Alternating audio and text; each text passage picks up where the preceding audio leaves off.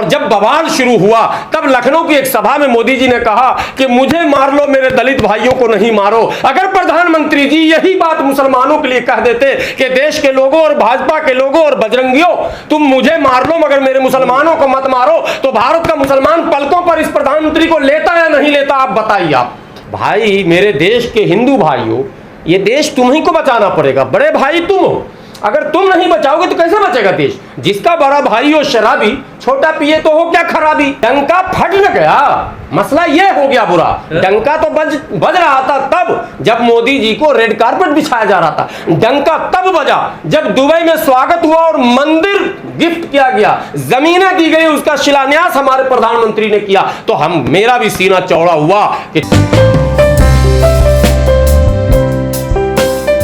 जो देश red carpet बिछा रहा था, जिस देश की पूरी आबादी हमारे भारत के एक राज्य के बराबर हो, जिस देश के बादशाह को अंतर्राष्ट्रीय स्तर पर हमारे बादशाह यानी हमारे प्रधानमंत्री के लेवल में खड़े होने की हैसियत नहीं होनी चाहिए थी, आज वो देश हमारे राजदूत को तलब कर रहा। तलब करना समझते हैं? तलब कर रहा, चलो हाजिर हुओ।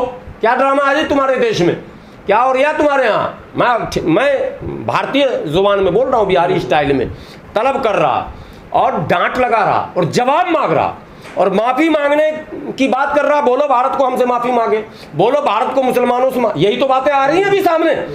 और साथ में जो हमारा प्रोडक्ट है भारत का, जो विदेशों में बिकता है, इससे एक बात तो साबित हो ही गई कि भारत के बहुत सारे प्रोडक्ट हैं जो गल्फ खाड़ी देशों में बेचे जाते हैं। आपको पता है खाड़ी देश में जितना भी मीट खाया जाता है, लगभग 60% मीट बीफ भारत का जाता है। और इत्तेफाक की बात है कि वो सब भाजपा का है, ये मैं कह रहा हूं। उसके सारे सप्लायर भाजपा के हैं और वही लोग हैं जो इस देश में घृणा, द्वेष, नफरत के ध्वजारोहक और अगुवाई करने वाले हैं। जैसे संगीत सोम का बीफ एक्सपोर्ट की फैक्ट्री है और कई नाम ऐसे हैं जिनके बीफ, अल कबीर, मुसलमान बेचारा तो कंफ्यूज हो गया। अल कबीर नाम सुन के कहा ये तो मेरा ही होगा। अल कबीर का मालिक जो है वो जैन है, गुजराती है। और ये नरेंद्र मोदी जी के एक इंटरव्यू में ये बात सामने आई है। भाई, मेरे देश के हिंदू भाइयों, ये देश तुम्ही को बचाना पड़ेगा। बड़े भाई तुम हो, अगर तुम नहीं बचाओगे तो कैसे बचेगा देश? जिसका बड़ा भाई हो शराबी, छोटा पिए तो हो क्या खराबी? गाना सुने आपने? तो यही तो कहा जा रहा है कि अभी जो है इसको आंतरिक मामला कहकर मुस्लिम खड़े हुए ना कि हमारा आपसी मामला है, आप क्यों बोल रहे हैं? नहीं, मुस्लिम नहीं, दो बातें हैं। देश पहले है तो हमें तो लेकिन साथ में हमें ये कहना है कि भारत धर्म प्रधान देश है, यहाँ सबों का सम्मान होना चाहिए। और एक्शन का रिएक्शन ये हमने नहीं कहा है, आदरणीय प्रधानमंत्री नरेंद्र मोदी जी ने गुजरात दंगे में कहा था, एक्शन का तो रिएक्शन होता है। और आदरणीय स्वर्गीय प्रधानमंत्री राजीव गांधी जी ने भी कहा था इंदिरा गांधी की हत्या के बाद कि जब कोई बड़ा पेड़ गिरता है तो धरती डोलती है, यानी एक्शन का रिएक्शन। और ये शायद वैज्ञानिकों ने सिद्ध भी किया है प्रयोग करके कि एक्शन का रिएक्शन होता है।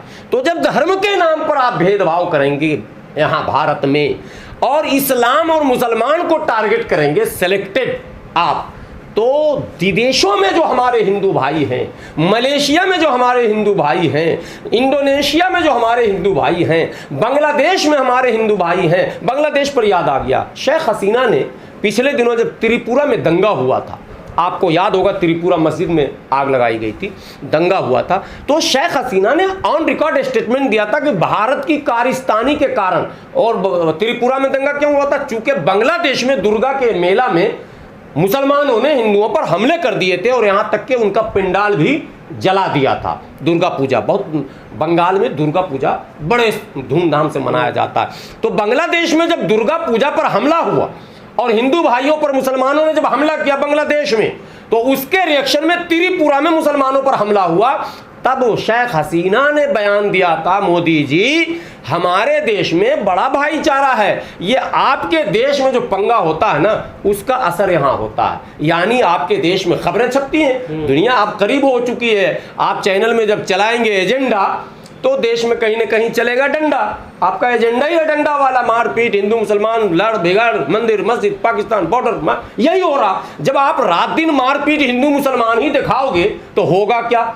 कहा जाता है इंसान जिन चीज़ों को सुनता है, जिन चीज़ों को देखता है और जिन चीज़ों को बोलता है ना, वो उसके दिल पर समा जाता है। हम देख रहे हैं लड़ते भिड़ते, हम देख रहे हैं कि जैन उम्र दराज जैन को मुसलमान समझ के मारते। पर अब ये बताइए, भारत का डंका इन देश बाकी जो दुनिया में बजने की बात करें वो बज नहीं रहा है। डंका फट न गया, मसला ये हो गया बुरा। डंका तो बज रहा था तब जब मोदी जी को रेड कारपेट बिछाया जा रहा था। डंका तब बजा जब दुबई में स्वागत हुआ और मंदिर गिफ्ट किया गया, जमीनें दी गई, उसका शिलान्यास हमारे प्रधानमंत्री ने किया। तो मेरा भी सीना चौड़ा हुआ कि चलो प्रधानमंत्री का ऐसा सत्कार हुआ कि हिंदू भाई जो दुबई में काम करते हैं, भारतीय मुल्क के या दूसरे देशों के, उनके पूजा पाठ के लिए एक जगह दिया गया। शायद दुबई के बादशाह को भी सद्बुद्धि हुई है कि सब धर्म का हम सम्मान करेंगे, अगर कोई रोजगार के लिए भी आया तो उसको भी इबादत और पूजा के लिए जगह मिलनी चाहिए। लेकिन उस डंके को फाड़ दिया इन लोगों ने। किसने फाड़ दिया? भाजपा के लोगों ने। क्या है, बेलगाम तो लोग हैं, तमाम टीवी चैनलों पर देखें, यूट्यूब चैनलों पर देखें। ये तो मोदी जी, सरकार नहीं, सरकार ने अभी मोदी जी पिछले 2 साल से कोई भी बयान सार्वजनिक मंचों से नहीं दे सके। मॉब लिंचिंग का एक पूरा सीरीज है भारत में, फुल सीरीज है, लगभग 400 से अधिक ऐसे मॉब लिंचिंग हुए हैं जो दिल को दहला देने वाले और धर्म के नाम पर हुए हैं, और मोदी जी ने उस पर कोई बयान नहीं दिया। जब दलितों के साथ मॉब लिंचिंग बढ़ा और जब वो लड़का जो कॉलेज में पढ़ता था जिसने आत्महत्या कर लिया, रोहित वेमुला, और जब बवाल शुरू हुआ तब लखनऊ की एक सभा में मोदी जी ने कहा कि मुझे मार लो, मेरे दलित भाइयों को नहीं मारो। अगर प्रधानमंत्री जी यही बात मुसलमानों के लिए कह देते कि देश के लोगों और भाजपा के लोगों और बजरंगियों, तुम मुझे मार लो मगर मेरे मुसलमानों को मत मारो, तो भारत का मुसलमान पलकों पर इस प्रधानमंत्री को लेता या नहीं लेता? आप बताइए। आप बयान नहीं दे सकते हमारे लिए, आप बोल नहीं सकते। आपने मौन समर्थन दे दिया उनको, उन दंगाइयों को, उन उपद्रवियों को, उन माने असामाजिक तत्वों को। और अब असामाजिक तत्व भाजपा के लोग खुद कह रहे हैं, वो इंग्लिश में कौन सा वर्ड अभी इन्होंने यूज किया है, जो ऐसे देश में आपको पता है कि धार्मिक एक लगाव भी लोगों का है। आपको पता है कि मलेशिया, इंडोनेशिया, पाकिस्तान, ईरान में भी हिंदू है। मलेशिया और इंडोनेशिया और पाकिस्तान और बांग्लादेश में काफ़ी तादाद में हिंदू रहते हैं। 3% से लेकर 11% तक हिंदू इन देशों में रहते हैं। एक देश है फिजी, वहाँ भी हिंदू और मुस्लिम दोनों। एक देश है मॉरिशस, वहाँ भी हिंदू और मुस्लिम दोनों हैं। आपको आश्चर्य होगा, प्रधानमंत्री हिंदू और राष्ट्रपति मुस्लिम, और वो दोनों भारत के मूल निवासी थे। वो आए भी दौरे पर, अपने गांव गए, एक आजमगढ़ के थे और एक कहीं और के थे। फिजी का प्रधानमंत्री महेंद्र चौधरी हरियाणा का था।